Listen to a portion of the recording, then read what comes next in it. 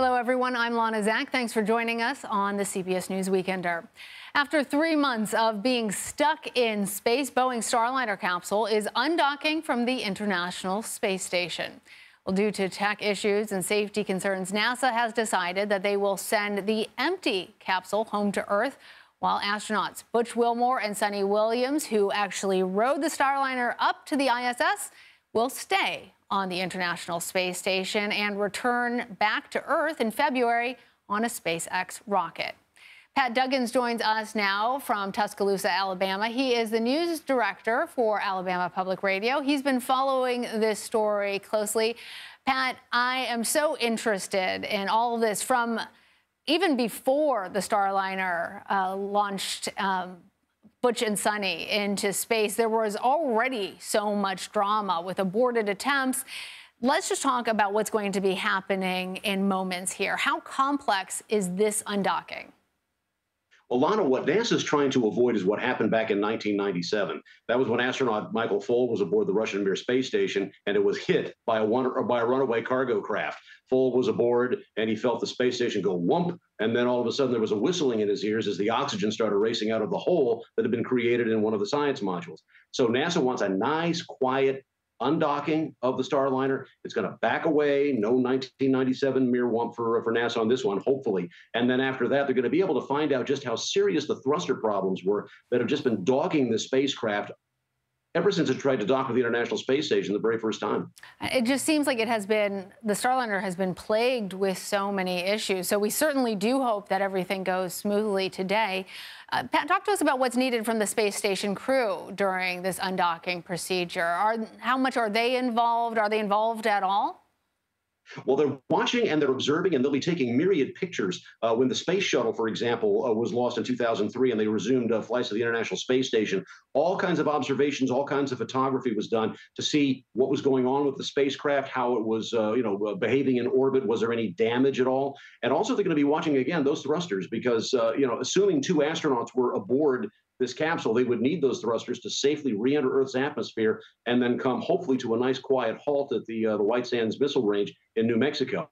But so far, everything else has gone wrong with Starliner, and there's even speculation that it might not even remain in control as it goes into the Earth's atmosphere. We're just going to have to wait and see on that. So let's talk a little bit more about that, Pat, because it is incredible that at this point that the Starliner is going to be coming back to Earth without its crew at all. Previously, if you wanted to move a vehicle around in space, you needed to have a human basically inside that vehicle. But in this case, it's all going to be remotely operated here on Earth. Talk to us a little bit about the logistics of what goes into that. Well, autopilot is available on Starliner. It was not fully operational on the space shuttle. There was that space shuttle, as you recall, would land like an airplane. So NASA was able to handle everything except that last 30 feet before the wheels touched the ground. You had to have somebody inside the spacecraft with their hand on the control stick to make sure everything went okay. But what's going to happen with Starliner is it's going to be kind of hearkening back to Apollo and Gemini, where the gumdrop-shaped vehicle that you see now on your screen is going to re-enter the atmosphere with the blunt end of the spacecraft with a heat shield, shielding the inside of the spacecraft from that 3,000 degrees of heat as the vehicle rubs against the atmosphere going toward the Earth. And then once it gets through the heat of reentry, then you're going to have parachutes that are going to pop out. But the difference is, if any of your parents or grandparents remember Apollo, those vehicles splashed in the ocean. What's going to happen is this vehicle is going to float down toward New Mexico, and then at the very last minute, deploy inflatable airbags that are going to just gently cushion that last few feet as the vehicle bumps onto the ground. Now, they tested that before to make sure that if humans were in there, the bump would be serious enough to injure them. They think that's okay. But right now, with all the problems with the thrusters, they want to make sure that it goes through the atmosphere, that the parachutes work fine. There was an issue with an earlier test flight with the parachutes, and then the airbags work, and then everything just after midnight tonight comes to a nice, quiet, and hopefully uneventful landing for NASA. And hopefully this is uneventful. It was interesting to me, Pat, that during the press conference in which they announced that this was going to, and actually, I want to pause on that because as you can see, right now, it is happening. It has just undocked from the International Space Station. These are all live images that we are bringing to you, our viewers, right now. as the Boeing Starliner, that beleaguered spacecraft, is finally being sent back to Earth without its crew, Butch and Sunny, who remained there on the International Space Station.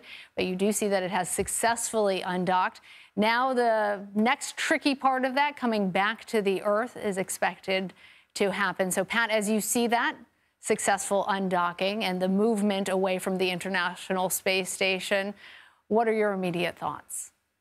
Well, for you and your viewers at home, if you see what looks like a hatch with a big door open on it, there we go. That's the part that connected the capsule to the International Space Station. It was a docking module on a node called Harmony that was brought up by the space shuttle and snapped onto the space station years ago. Now, what we're waiting for is, if you the next time you switch the photograph over to the side of the vehicle, you're going to see the gumdrop shaped space capsule, but also what looks like a cylindrical skirt at the bottom, at the back of the vehicle. That's the service module, and that's where the big jet thrusters, the big boomers that you might see. In fact, you might notice those little firing there on the left of your screen. There you go. That little Starliner that's away from space station.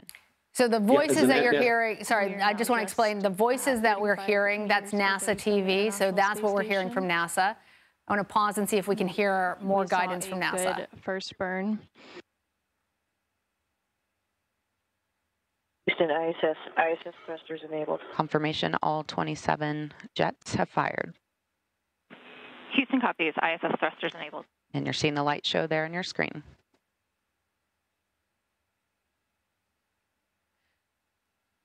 And the first 3 of the 12 firings have completed, and there's about a 100-second pause until the 4th burn.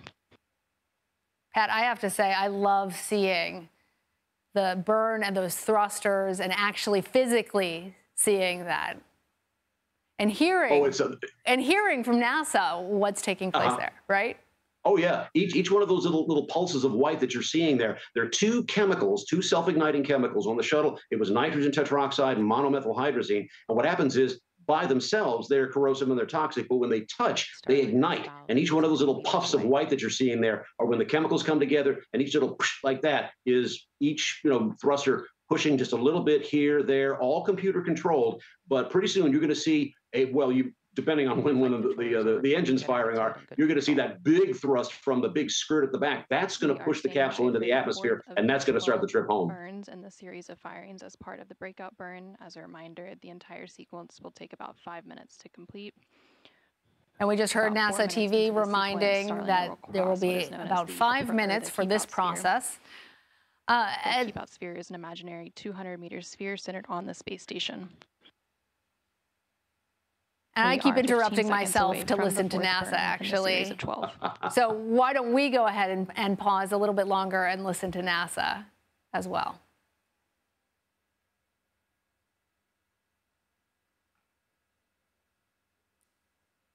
And you just saw burn 4, which just completed. We're hearing good burn. We're hearing good burn, Pat. So that's excellent news. Remind our viewers some of the troubles that Starliner has had up until this point, and how excited Boeing executives must be to actually see these things happening as planned. Well, it's kind of bittersweet for Boeing, Lana, because you see, it's one thing to launch astronauts into space, but it's another thing to bring them home safely. And so Boeing is kind of like getting half the job done. Unfortunately, Butch Williams and Butch Wilmore and Sonny Williams are going to remain aboard the International Space Station. And frankly, they're going to come back on another spacecraft built by another company, SpaceX. So it's almost like Macy's bringing the astronauts up, but the competitor bringing the astronauts home. So And frankly, it's probably even worse for Boeing now, because it looks as though, at least at this point, that the vehicle is behaving itself and it is doing what's going on. Right. And we heard that Boeing had tried to advocate for their ability to bring the astronauts home, but obviously you want to err on the side of safety for all of this. And this isn't the end for Boeing. And this is what I was starting to say before we saw those thrusters starting to ignite. I was very interested to hear that NASA executives NASA and Boeing executives were saying that when they bring the Starliner back, they are going to look at it and hope to put it back into service. So they're hoping that this is, in fact, going to continue to shuttle astronauts back and forth between the International Space Station and Earth. Do you think that there's going to be resistance to that, given this only got half the job done? Well, it depends if they can find out what's causing the overheating of the thrusters. They had some test vehicles and some test elements on the ground, and it's almost like when you have that squeak in your car and you go to the mechanic and the squeak goes away. Well, that's kind of the squeak that NASA's dealing with right now. If they can fix the overheating so that the thrusters definitely work, you can put astronauts in there. Now, NASA has already contracted with Boeing for a total of 6 manned flights of Starliner, and that's big news in Alabama because the rocket that lofted Starliner to orbit was built in part at a factory just south of Huntsville and Decatur. So it's big news for my state right now. But it just depends whether or not it's going to be safe. And once that's taken care of, then NASA will have another way to get people to orbit, which they really want. They don't want to just rely on SpaceX. Right.